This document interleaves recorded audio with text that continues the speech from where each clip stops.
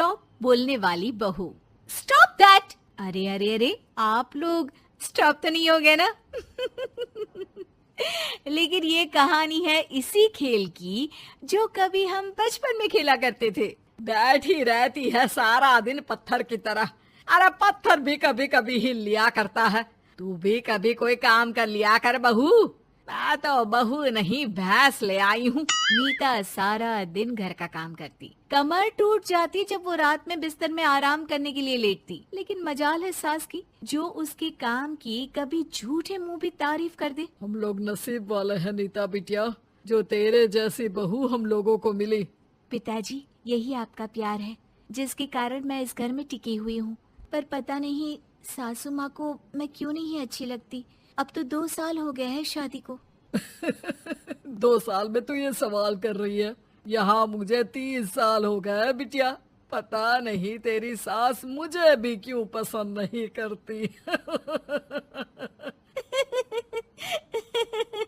फिर क्या, दोनों ससुर बहू खूब ठहाका लगा लगा कर हंसते हैं।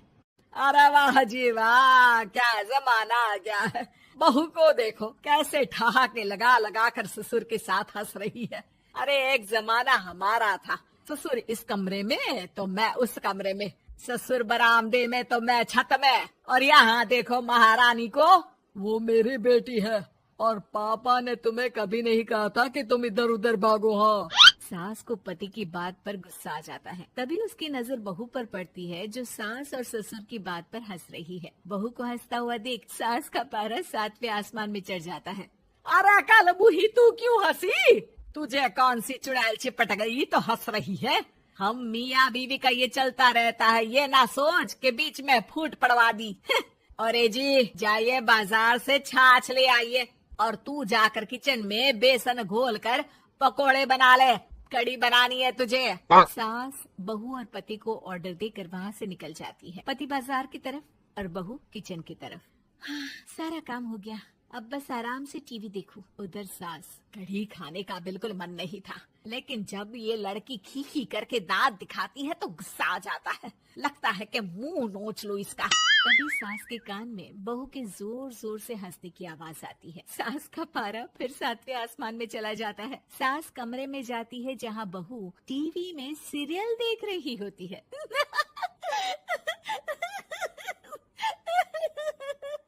अरे पागल हो गई है तो बता दे, पागल खाने छोड़ाऊं तुझे?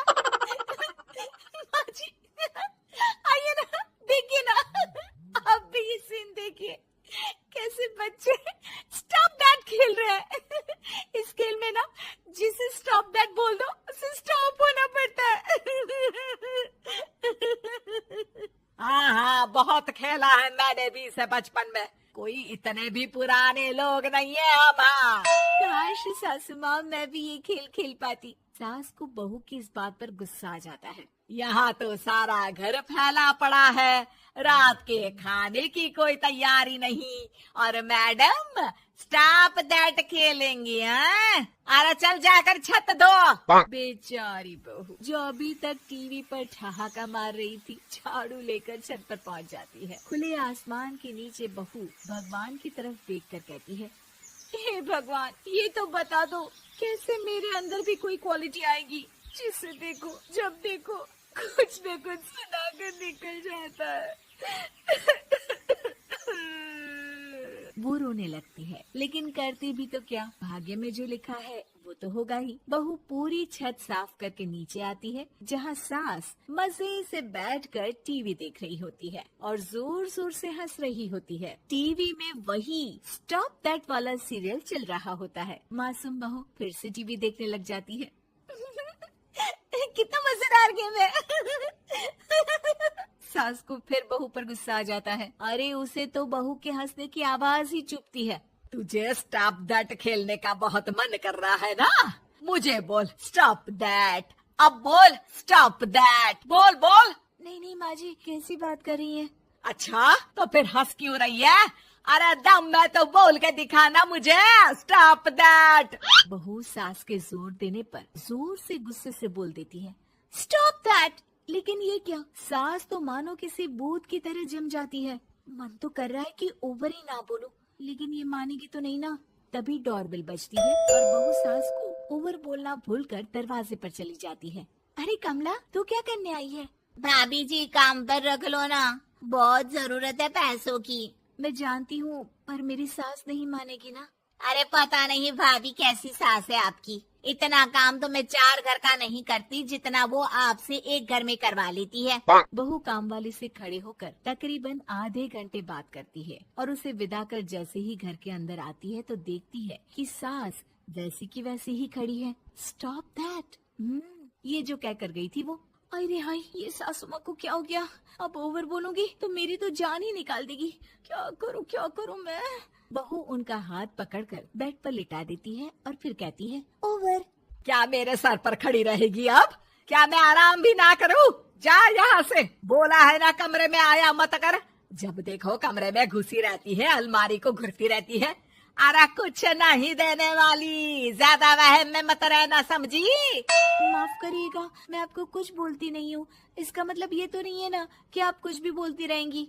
अरे वाह जी वाह, स्टॉप दैट बोलते बोलते जबान भी खुल गई तेरी। हाँ, खुल गई और बोलूंगी भी। स्टॉप दैट, अब बोलो।